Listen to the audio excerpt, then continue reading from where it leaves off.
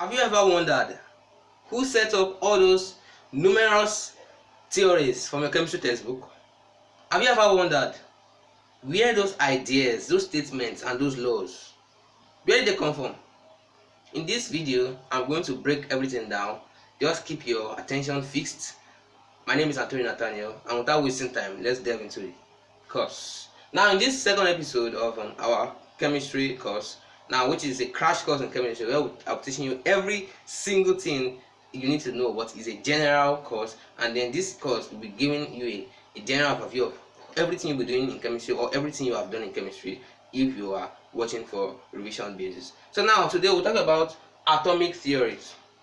Wow, so bogus, right? Now that is not very bogus. It shouldn't be, because atomic theory simply means those theories that describe and help us to understand an atom. So, and basically these atomic theories came about when several scientists in the 17th, 18th, 19th centuries, they began to understand that everything we see around us, they are made up of subatomic subparticles. These subparticles that we cannot see with our eyes. For example, like matter, they are made up of cells, which are parts of living organisms you read in biology. And in chemistry, we don't talk about cells, but we'll talk about atoms. Now, one of these scientists who was very, very curious about the matter and what composes matter is John Dalton. And in the year 1808, he set up some theories which are called Dalton's atomic theories. Now, in this video, we'll be talking about Dalton's atomic theories. We're talking about atoms and molecules. We'll be talking about theories and laws. So stay tuned and fix your attention. Now, Dalton, as I mentioned earlier, was one of the early scientists. He's not the only one. We have different scientists, and even before Dalton, during the Greek and the Roman civilizations, many early philosophers also tried to understand what matter is composed of. An example of those are alchemists. So alchemists, they simply believe that gold can be synthesized from different materials. So today we are at the brink of that technology, but we have not confirmed that. So, but moving on away from my digression, let's continue. Dalton's atomic theories were set up by John Dalton in 1808 when he realized that things were not actually how we looked at it. So things were actually beyond, like zooming in. They are actually beyond our imaginations. So that's why he talked about 4 basic fundamental theories, and there are actually 5. I'll list the 5. The first one is that atoms are the are the smallest and most indivisible particle of matter. So what it means is that matter is made up of small indivisible particles known as atoms. So that's John Dalton's first theory. Now, John Dalton's second theory is that atoms can neither be created nor destroyed. That was John Dalton's second theory. It said the first one was atoms are the smallest indivisible particles. Second one was that atoms can neither be created nor destroyed. Neither be created nor destroyed. Then the third one was that all atoms of a particular substance, they are alike with themselves, but they are different from every other atoms. So let's call it alike law. Then the second to the last, he talked about the fact that when chemical substances combine together, they do so in simple ratios. So let's call them simple ratio, simple law. Then finally, the one which we don't have qualms with. I personally don't have any qualms with this last one, and I hope no scientist has ever had qualms with this. It states that all chemical reactions result from the combination and separation of atoms. So chemical, let's call it chemical. But this is just a short way I used to understand it. So I just call the first one indivisible law, second one neither law, third alike law, the fourth simple, and the fifth chemical. So actually, a point of corrections, they are actually theories, not laws. So now these theories, they have not yet been laws because some of them have been contradicted. So, and these contradictions, we will talk about them in a later section of this video. But let me explain this John Dalton theories. Now, the first one was that atoms are the smallest. All matter is made up of small indivisible particles known as atoms. Now, these small indivisible particles, these atoms, we now know that these atoms consist of nucleus. They are dense nucleus, and then surrounded by electron shells or orbitals. So we'll be talking about that in a subsequent video in the subsequent series. But today, let's talk about the fact that this atom, John Dalton said they are indivisible. And then today we have a contradictions for that, but let's move on to the next theory. Next of John Dalton's theory states that atoms can neither be created nor destroyed. So what he was trying to say is that if you have an atom here now, no matter what you do to it, that atom will still be that atom. You can never create or destroy it. It is not difficult to understand how and why John Dalton set up these theories, because even today atoms are basically indivisible, but by radioactivity there are ways we can divide them, which I'm talking about in the contradictions. Now the next one we'll talk about is the fact that John Dalton's theory, the third one, says that atoms are alike in every aspect to similar atoms. So for example, in a previous video, in the first episode, I talked about the fact that oxygen is an element. Now oxygen atom, assuming this is an oxygen atom. Now let me delve into the little bit of periodic table. Now and then, oxygen is the number 8 elements of the periodic table. That's 8, and that's a mass number of 16.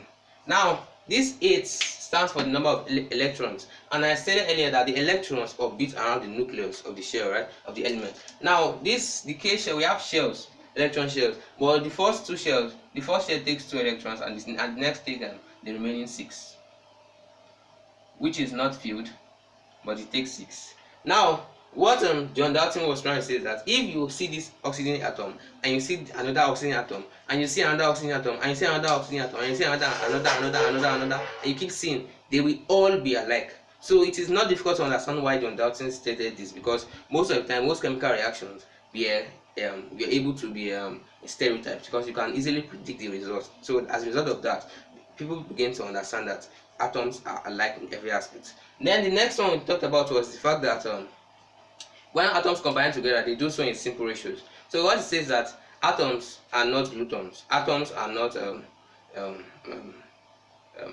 extravagant combinations. So what they do is that basically when they combine together, they do so in simple ratios. So if one is bringing 10 and another will bring 5, so simple ratios, basically 1:2, 2:3, 3:5, and so on and so forth. So the atoms combine together in simple ratios. That was the fourth John Dalton's theory. And then the fifth John Dalton's theory was that all chemical reactions come together by the combination or separation of atoms. So what it means is that anytime you have a chemical reaction, and from the earlier video with the first episode of this series, I stated the fact that chemical reactions involve the combination of atoms, right? Now, and John Dalton stated earlier that whenever you have these chemical reactions, they always result from either the combination or separation of atoms. And I can confidently tell you now that this last theory of John Dalton has not been proven wrong, but the first 4 have been contradicted in slightly different ways. But still, I must admit that John Dalton was a really smart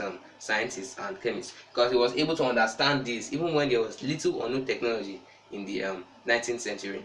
Now let me talk about the contradictions of Dalton's theory. The first contradiction of the first theory, which is that atoms or matter are made up of small indivisible particles called atoms, which has been contradicted because even for this oxygen atom, it consists of subatomic particles. So and then you can easily separate these particles from this atom. So I will assume that in John Dalton's era, he didn't know of what is known as electrovalent compound. So and then in an electrovalent compound, these particles, these subatomic particles, such as electrons, they move along from one atom to another, so there's a transfer of atoms. So and then these subatomic particles, they are divisible.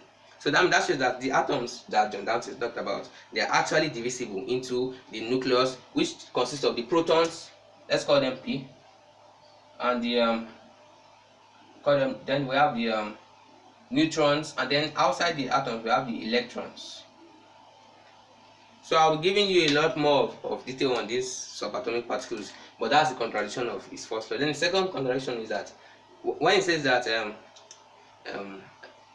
atoms can neither be created nor destroyed, as I mentioned earlier, the likes of Marie Curie and hereby in the early 20th century were able to discover that actually many of these atoms can actually be created and destroyed. For example, in a process known as transmutation, which we'll be talking about in a later episode. So for example, when you have uranium can be transmuted into other elements such as thorium and so on and so forth, even polonium, and all all these elements having neon like yummy. So all these elements, they are actually called radioactive elements. So we use that as a contradiction to John Dalton's theory. But again, John Dalton was a really clever scientist, because in fact he made a lot of predictions. Now the third John Dalton's theory was that all atoms are alike in every aspect. So we've made a little bit of contradiction because of our scientific discoveries, and we know that they are what's called isotopes. So that means that just like when you have a family of elements, now that family, imagine that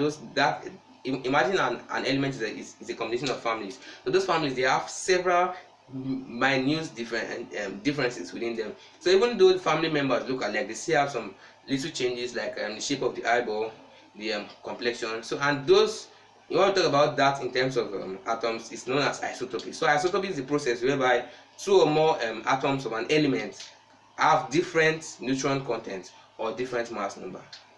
So, and it's necessary to note that these different forms of an element are called isotopes, and the fact that they have different neutron numbers or mass numbers does not affect their chemical properties, but it totally affects the relative atomic mass of the entire element when considered as a single unit. So the last contradiction, but not the least, is the fact that when chemicals combine together, when chemical substances combine, such as elements and compounds, they do so in simple multiple ratios. So, and that means that 1, 2, 2, 4, 4, 5, 4, 8, and all those simple numbers.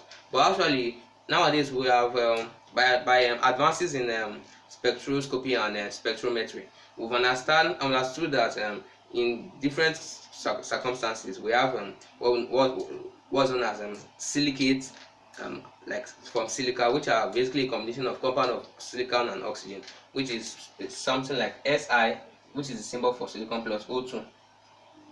So that these are in the form SiO3. So these are silicates.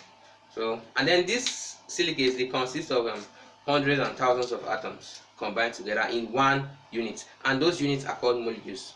More on that later. But now these units, they are called molecules, and then that shows that actually the chemicals combinations do not always involve simple ratios.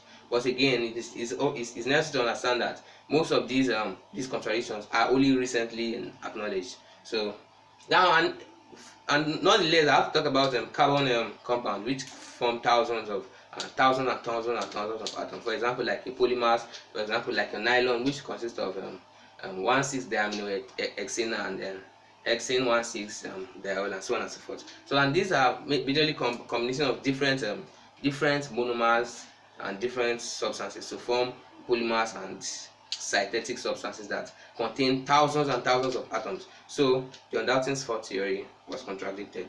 Now the last but not the least was not contradicted, or has not been contradicted rather. It says that chemical reactions occur from the combinations and separation of atoms. So, and that is a fundamental truth. There's no contradiction for that. Now, we talk about atoms and molecules. Now, in the previous series, I talked about what an atom is, but then an atom, I will explain it earlier. I will explain it more. We'll talk about elements rather in the previous series. So, we said elements are indivisible, and elements, they are consisting of atoms. So, and this atom, basically, an atom is the smallest particle of an element that can participate in a chemical reaction. So, and then that means that they are the smallest representative of an element. So they are called atoms. And then molecules are basically the smallest unit of an atom that can exist on its own. So basically they are like the smallest independent parts of an element.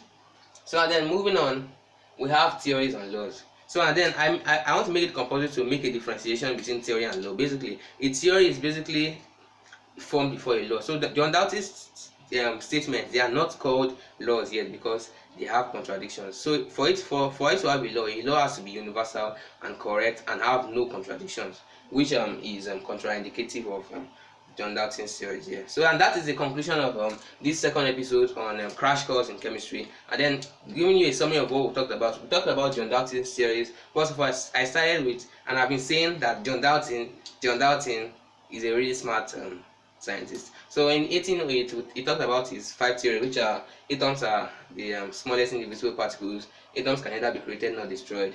Atoms are of the same type, are alike.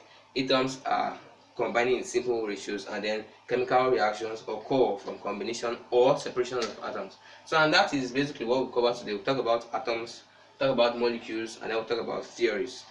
Now, we'll leave the remaining gist to the next episode. But thank you for watching.